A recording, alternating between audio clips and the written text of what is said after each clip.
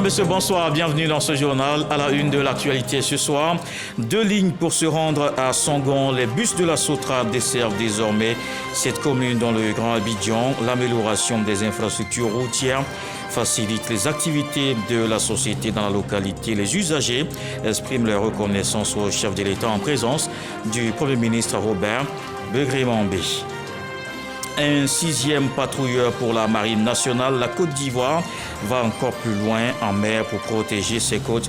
Il est baptisé Vaillant ce vendredi à la base navale en présence de la marine Nialé Kaba, ministre de l'économie, du plan et du développement. Le ministre d'État, ministre de la Défense, indique que c'est un pas de plus dans la montée en puissance de l'armée.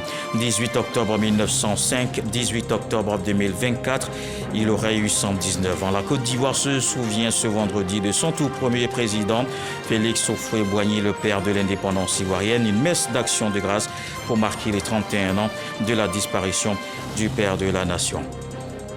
Des zones gravement touchées par la crue du fleuve Sénégal, l'est du pays de la Teranga fait face à des inondations inédites. Les besoins en eau potable et en nourriture sont urgents. Une aide annoncée par le Premier ministre. La ligne urbaine 062 et la navette 725, voilà les bus qui vont désormais à Songon. Le Premier ministre a lancé officiellement la desserte de cette commune. Elle a une population en croissance et les infrastructures ont permis de renforcer les moyens de transport public. C'est donc évidemment un soulagement pour les populations de Songon. Franck Wadio et Ulrich Adongon. À Songon, il faut désormais s'habituer aux panneaux indicateurs d'arrêt de bus. Cette cité du Grand Abidjan, à présent desservie par la Société de transport abidjanais, la réalisation d'un vœu longtemps caressé par les populations. Sur la population de Songon auparavant, la route était très dégradée. Puis les cas aussi, ça roulait d'une façon, c'était pas trop sécurisé et tout, mais avec les moyens de transport du bus, c'est sécurisé.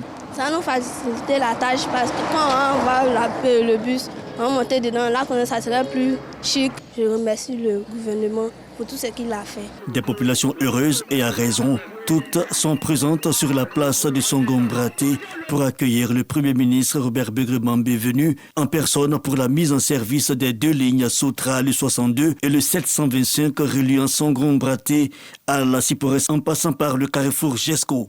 Depuis 2021, la Sotra se déploie dans tout le pays. Aujourd'hui, c'est l'étape de Songon. Cette étape, ce n'est qu'un début. Nous allons procéder au renforcement de notre offre à Songon, parce que Songon est une commune en pleine extension. Pour les usagers de cette localité, c'est un soulagement exprimé d'ailleurs par l'élu municipal Osé Gouroualouboué, usager appelé à prendre soin de ses biens publics, prolongement des propos du Premier ministre Robert Begré-Mambé qui le note bien. Ces efforts du gouvernement en faveur de Songon sont l'expression de la politique sociale du président de la République Alassane Ouattara. Le travail qui a été fait à Songon a été fait en 2 phases. En première phase, le président a tenu à offrir à la population de Songon une autoroute extraordinaire, très bien conçue, agréable et qui raccourcit les temps de parcours entre Songon et Yopougon. Ça se fait en 7-10 minutes maximum. Ça, c'était la première phase. La deuxième phase a consisté à mettre à la disposition de la population des bus de grande qualité, sécurisés, pour permettre que les transports entre la ville de Songon et la commune de Yopougon se fassent dans les temps les plus brefs, dans les conditions de sécurité les meilleures et en assurant les coûts les plus bas possibles. Après Bingéville, Anyama, Grand-Bassam, Boaké, Yamsoukro et San Pedro, Songon dispose désormais d'un panel ouvert et complet en termes de mobilité urbaine des populations. Voilà donc pour se déplacer en toute sécurité. La Côte d'Ivoire renforce aussi ses moyens de défense en mer. Le pays s'est doté d'un 6e patrouilleur. Il peut séjourner 2 semaines en mer. Ce tout nouveau patrouilleur a été baptisé Vaillance. Aujourd'hui à la base navale d'Abidjan. Le ministre d'État, ministre de la Défense et la marraine du bateau, la ministre Nialé Kaba, soutiennent que c'est un symbole de la montée en puissance de l'armée ivoirienne. On le voit avec Walter Amadou Ouattara, Zakaria Traoré.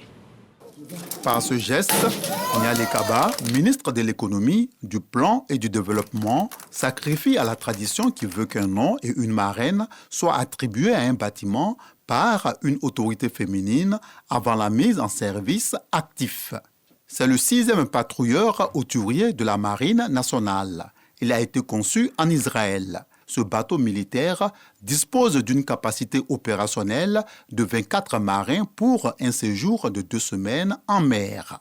Notre marine est aujourd'hui mieux équipée pour faire face aux défis contemporains et assurer la protection durable de nos intérêts. Il faut souligner que ce patrouilleur de haute mer fut appelé pendant son transit vers la Côte d'Ivoire à intervenir avec célérité au large des côtes du Royaume du Maroc pour porter assistance et secours à des migrants en détresse. Pour le ministre d'État, ministre de la Défense, ainsi que pour la marine, cette nouvelle acquisition est le symbole de la montée en puissance de l'armée ivoirienne. Le navire que nous baptisons ce jour représente bien plus qu'un simple outil de défense. Il incarne l'engagement du chef de l'État à protéger notre patrie, ses intérêts et ses valeurs. Il est aussi le symbole de notre capacité collective à surmonter les défis avec résilience. Je voudrais, au nom de l'ensemble des forces armées de Côte d'Ivoire, exprimer notre sincère gratitude à son Excellence le Président de la République pour cette nouvelle acquisition. Patrouilleur Vaillance, symbole de fierté et d'assurance pour chaque Ivoirien, permettra à notre marine nationale d'accroître sa capacité, sa liberté d'action et sa projection dans les eaux afin de faire face aux défis sécuritaires nés des activités criminelles en mer et de la pollution de l'environnement marin. Avec ces moyens de défense permettant d'atteindre des cibles sur une distance de plus de 2 km, ce patrouilleur de haute mer de type OPV-45-2 est un atout dans la lutte contre la piraterie maritime et dans la sécurisation des eaux internationales. Il aurait eu 119 ans aujourd'hui. La Côte d'Ivoire se souvient ce vendredi 18 octobre de son tout premier président Félix Houphouët-Boigny, le père de l'indépendance ivoirienne. Une messe d'action de grâce pour marquer les 31 ans de sa disparition. Le président du PDCI, RDA Tidjane Thiam, et des membres du bureau politique ont prié pour le repos de l'âme du père de la nation, Souleymane Doni Songou. 18 octobre 1905, 18 octobre 2024, il aurait eu 119 ans s'il était parmi nous. Les pères fondateurs de la Côte d'Ivoire moderne, l'ancien président de la République des Côtes d'Ivoire, Félix Houphouët-Boigny, a tiré sa révérence le 7 décembre 1993 à Yamoussoukro, sa ville natale. Aujourd'hui marque le 31e anniversaire de sa disparition. Une messe d'action des grâces est organisée à sa mémoire à la paroisse Saint-Jean des Cocody avec une homélie de Monseigneur Hervé Djezou. Le message du président Félix Houphouët-Boigny continue de résonner dans un monde marqué par de nombreuses divisions et par la violence. Son appel ainsi que ses actions en faveur de la paix, de la tolérance, de la compréhension mutuelle et de la solidarité constituent une boussole pour chacun de nous afin de naviguer dans les tempêtes de notre époque. À la tête du PDCI RDA depuis le 22 décembre dernier, Tidjane Thiam salue la mémoire d'un grand homme d'exception qui a marqué son pays, mais également l'Afrique.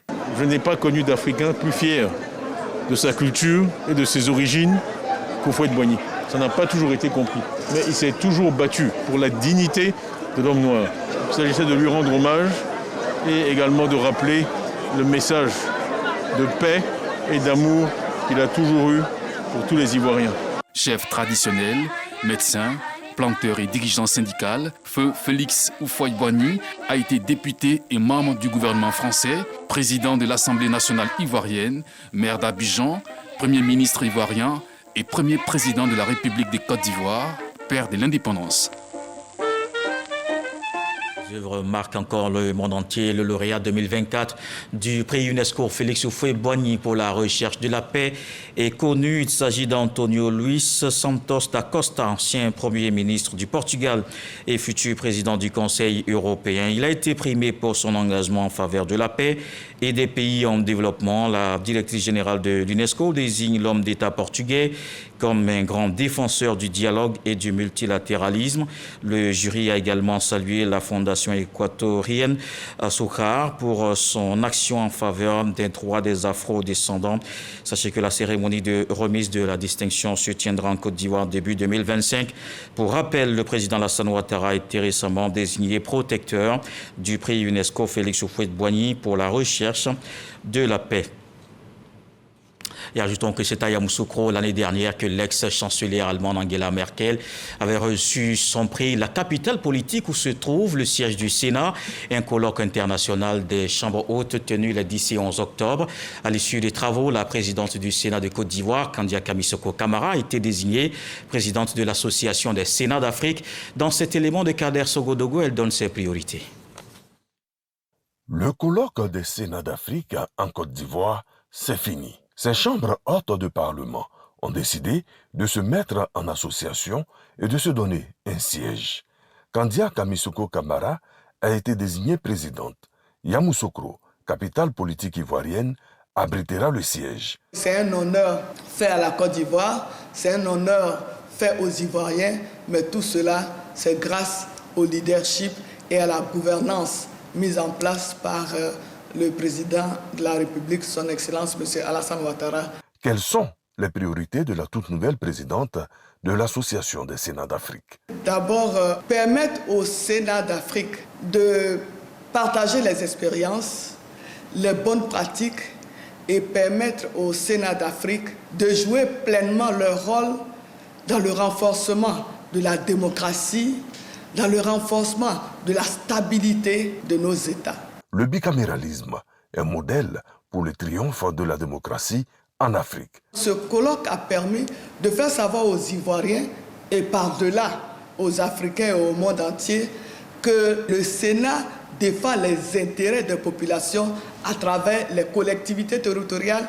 Il faut savoir que le Sénat, c'est la chambre de la sagesse, c'est la chambre de la tempérance, c'est la chambre de la pondérance, c'est la chambre de la stabilité, parce que quand tout va mal, le Sénat reste debout pour faire en sorte que le pays reste debout. Le Sénat de Côte d'Ivoire prépare un autre événement, le Forum des Ivoiriens établis hors de Côte d'Ivoire. Parce que nous avons des compatriotes qui sont établis hors de Côte d'Ivoire, qui apportent et qui peuvent apporter davantage d'ailleurs au développement de notre pays. Nous voudrons nous asseoir avec eux, écouter leurs préoccupations, trouver des solutions à leurs préoccupations, mais surtout les encourager dans le cadre de l'attractivité vers la Côte d'Ivoire, la mobilisation des partenaires et des ressources pour le développement de notre pays. Depuis 2018, la Côte d'Ivoire est rentrée sous l'ère du bicaméralisme avec un Parlement à 2 chambres.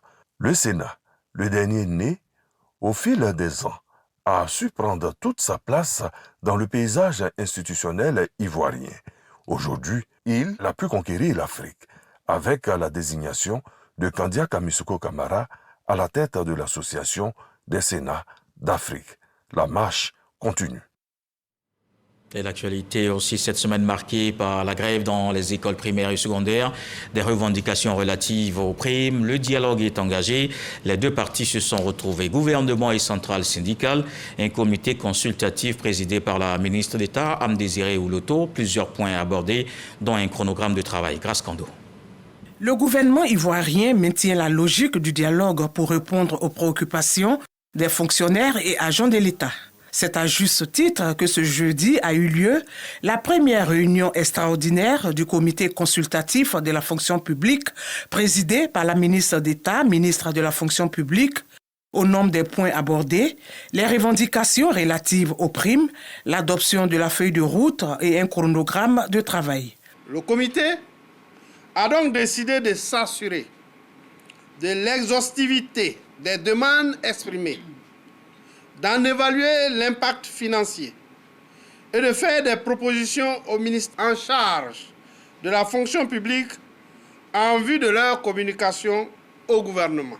Le comité a adopté une feuille de route assortie d'un chronogramme de travail pour la période 2024-2025 afin d'examiner les préoccupations majeures des fonctionnaires et agents de l'État. Au terme des travaux, la présidente a salué l'ambiance studieuse et l'esprit fraternel qui ont prévalu tout au long de cette session. Le comité consultatif de la fonction publique est composé de 16 membres, dont 8 représentants des syndicats signataires de la trêve sociale et 8 membres de l'administration. L'objectif, c'est de renforcer ce cadre de dialogue par la réflexion, par des avis, par la participation des centrales effectuelles syndicales, donc des syndicats, à la prise de décision. Nous voulons un nouveau paradigme dans la gouvernance des organisations syndicales, dans les relations que nous avons avec les organisations syndicales. Cela est extrêmement important. Nous avons commencé un processus. Nous sommes à la 2e trêve sociale. Ce qui compte, c'est notre capacité de résilience. Et je voudrais encore une fois remercier les organisations syndicales qui se sont engagées pour le dialogue social et pour la paix dans notre pays. La prochaine réunion ordinaire du comité consultatif aura lieu le 28 novembre prochain au ministère d'État, ministère de la fonction publique et de la modernisation de l'administration. Tous les 16 septembre, c'est la journée internationale de l'identité. On met l'accent sur l'importance d'avoir une identité légale et reconnue. Ici à Abidjan, le ministre de l'Intérieur et de la Sécurité, Wagondo Diomandé, était ce jeudi dans la commune de Cocody pour la célébration que l'on voit avec Walter Amadou Ouattara, Zakaria Traoré. Faire en sorte que chaque citoyen dispose d'une identification officiellement reconnue est important pour la promotion d'un développement équitable et durable. C'est à juste titre que ID for Africa soutient les actions du gouvernement de Côte d'Ivoire afin de permettre aux populations non encore identifiées de jouir de leurs droits que leur confère l'existence légale. Posséder une preuve d'identité légale est non seulement un droit élémentaire, mais aussi le sésame pour accéder à toutes sortes de services et d'opportunités, qu'il s'agisse de trouver un emploi, d'ouvrir un compte bancaire, de bénéficier d'une aide sociale. Cette journée nationale se tient dans la continuité de l'édition 2024 de la Journée internationale de l'identité. À la cérémonie d'ouverture, le ministre de l'Intérieur et de la Sécurité encourage l'ensemble des acteurs à trouver des solutions communes. Aujourd'hui, l'Afrique a l'opportunité de s'appuyer sur les technologies numériques pour bâtir des systèmes d'identité solides, inclusifs et respectueux des droits fondamentaux. La Côte d'Ivoire, qui est consciente de ces enjeux, poursuit ses efforts pour perfectionner son système d'identité et faire de l'identité numérique un véritable moteur de développement et d'inclusion pour l'ensemble des citoyens. 850 millions, c'est le nombre de personnes en 2023 qui n'existent pas officiellement selon un rapport de la Banque mondiale.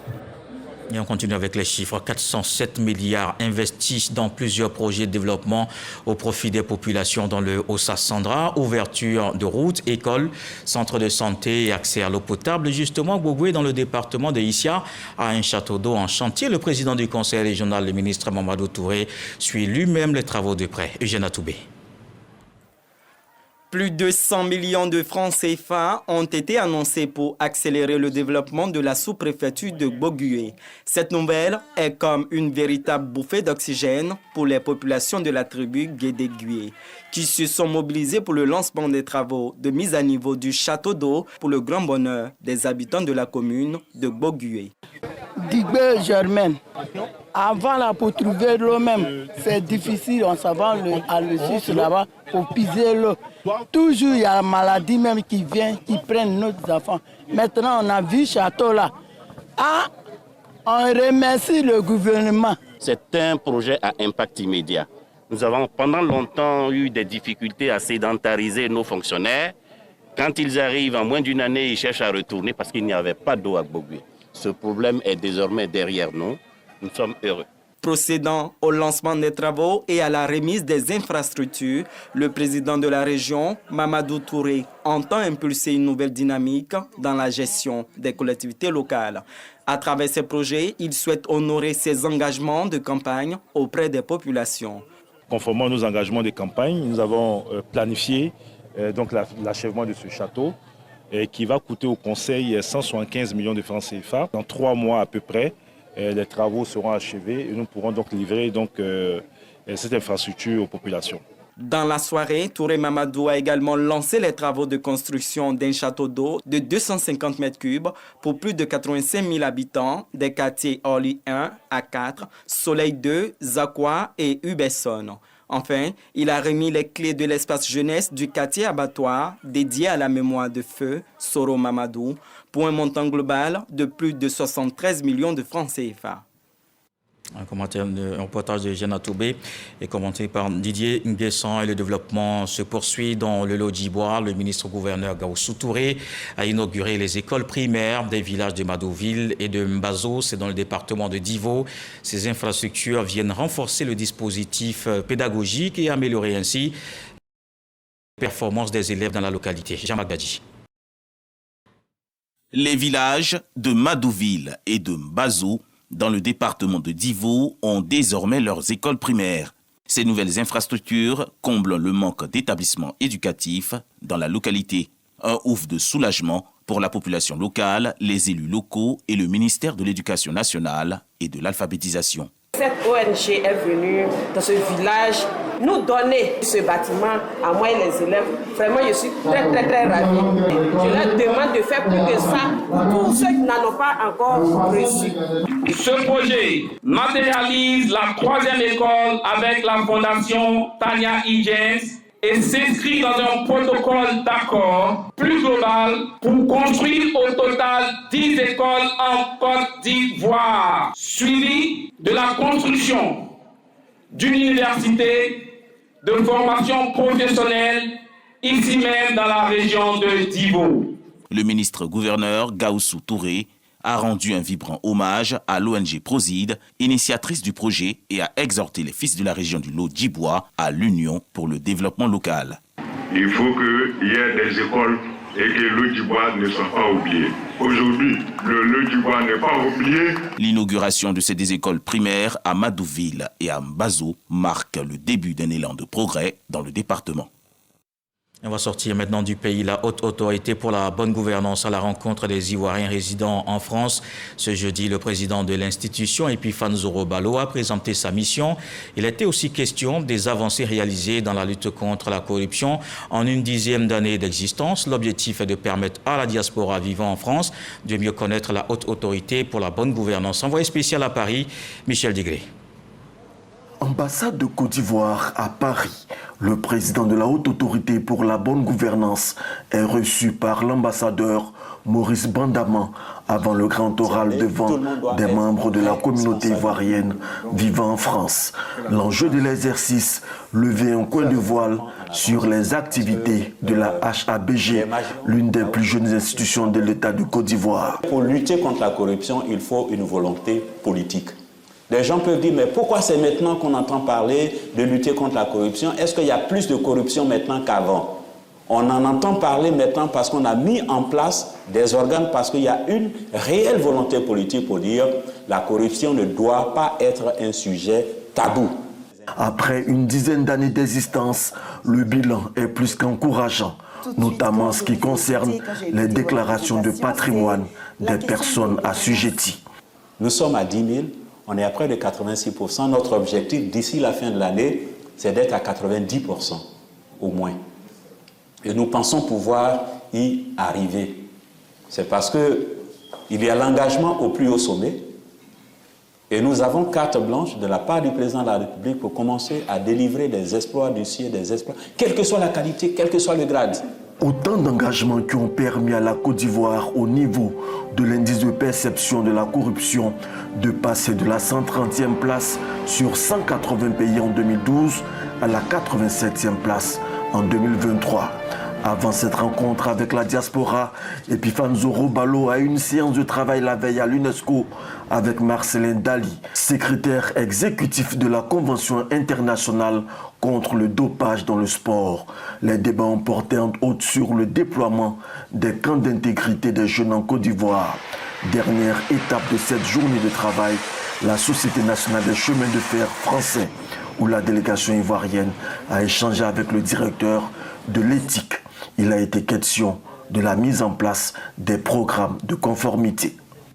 Comme la bonne gouvernance, la préservation de l'environnement nous concerne tous, une nouvelle loi adoptée en novembre 2023, la campagne de vulgarisation de ce nouveau code de l'environnement a été lancée. Jacques Assaoré-Conan insiste sur des innovations telles que la création de la police spéciale et la responsabilité sociétale. Grâce Kando. La pollution, la déforestation et les effets du changement climatique, des défis environnementaux auxquels la Côte d'Ivoire fait face. Dans cette dynamique, le pays se dote d'un nouveau code de l'environnement. Cette nouvelle législation enregistre plusieurs innovations majeures, dont la création d'une police de l'environnement, la promotion de l'économie verte, la gestion améliorée des déchets et la responsabilité sociétale. J'ai retenu particulièrement certains articles qui protègent et renforcent la protection de l'environnement par la mise en place obligatoirement d'évaluation environnementale avant de lancer un projet. Également des articles qui permettent aussi de punir certains actes malveillants, notamment lorsqu'il s'agit de déchets dangereux. Le changement climatique est en train de mettre en péril notre humanité. Et donc il est important de prendre des mesures au niveau de la loi pour organiser et protéger l'environnement. Ce nouveau code de l'environnement a été adopté en novembre 2023. Selon le ministre Jacques Assaoré-Conan, cette boussole reflète la politique générale du gouvernement en matière de protection de l'environnement. Notre pays a révisé ses CDN en 2022 en affichant clairement ses ambitions de réduire de 30,41% ses émissions de gaz à effet de serre. L'application de ce code devrait permettre de réguler notre relation avec l'environnement, de réguler notre relation avec la nature et de mieux protéger notre environnement. Le ministre de l'Environnement, du Développement durable et de la Transition écologique invite les populations à être des ambassadeurs de ce nouveau code de l'environnement dans leurs milieux respectifs. Une campagne d'information et de sensibilisation est prévue à cet effet. La région du Sud Comoé renforce ses infrastructures éducatives. Un collège de proximité construit, un autre rénové. Construction également de logements pour les enseignants. Le président du conseil régional, Aka Awele, a inauguré toutes ces réalisations de Grand Bassam à Soindé en passant par les villages de Yakassé et Vitré. On fait le point avec Didier Nguessan.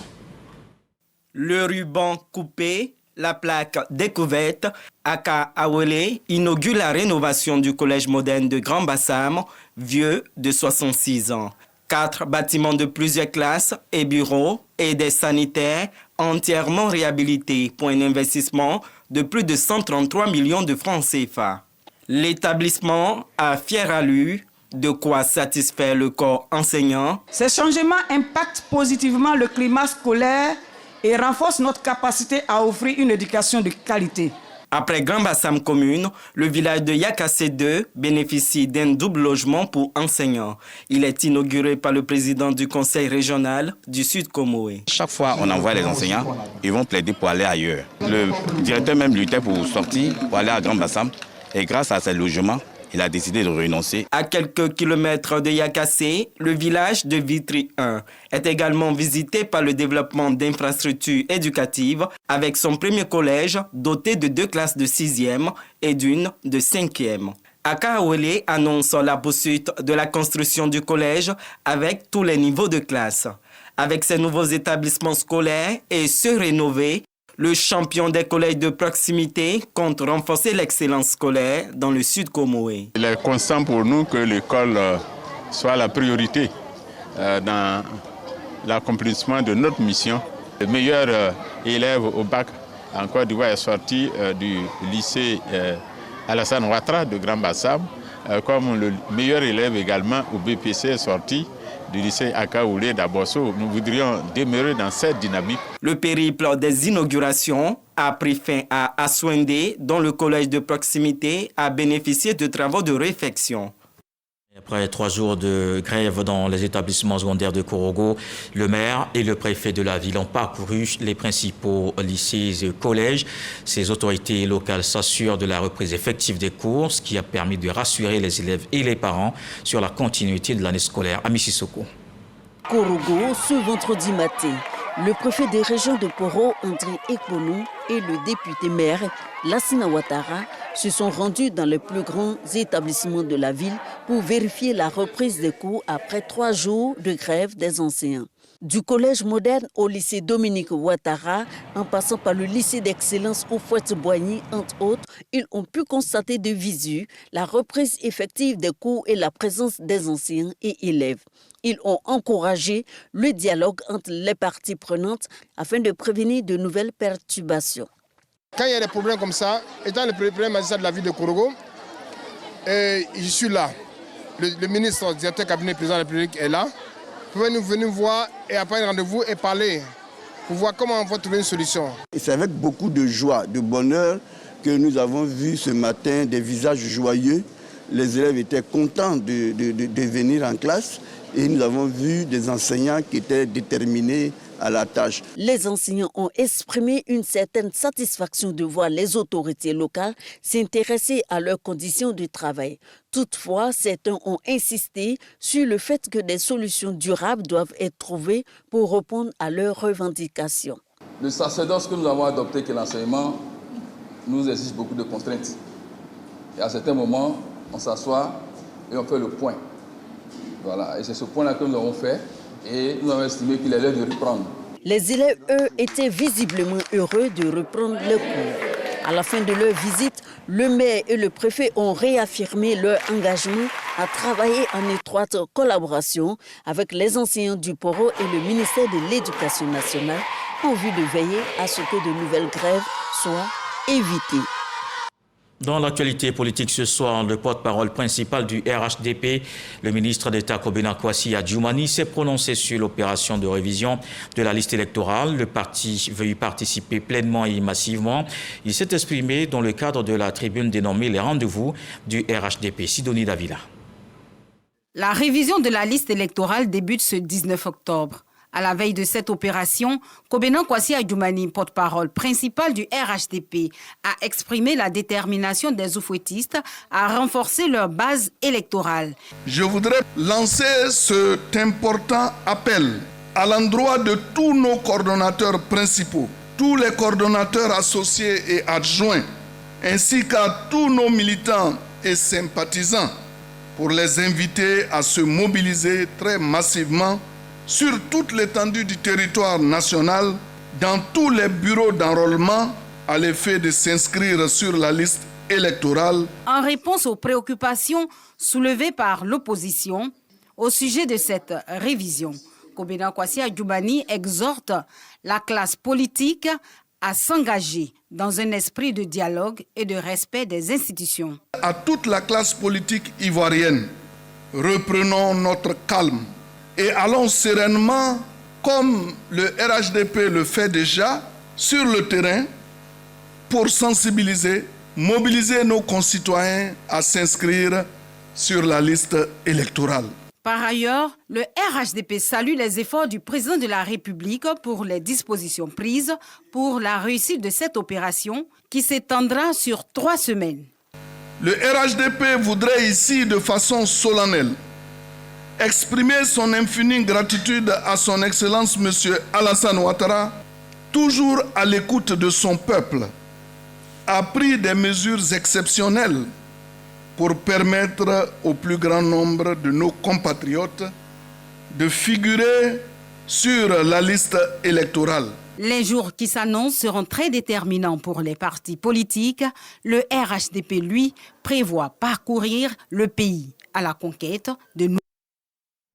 Dans le reste de l'actualité, le président du Sénégal dans la région du Kédougou, dans le sud-est du pays, ces zones sont gravement touchées par la crue du fleuve Sénégal. Ce pays fait face des inondations inédites. Les besoins en eau potable et en nourriture sont urgents. Des centaines d'habitants ont trouvé refuge sur les collines.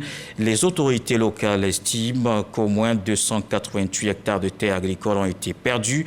Quelques heures avant cette visite, le Premier ministre Ousmane Sonko avait annoncé mercredi soir une enveloppe de 8 milliards de francs CFA pour venir en aide aux sinistrés. Et voilà qui m'a été à ce journal. Merci de l'avoir suivi. Retour de l'actualité 23h, demain 20h. Retrouvez Marie-Laure Ngoran et on se quitte avec ce que le Sahel nous apprend ce soir.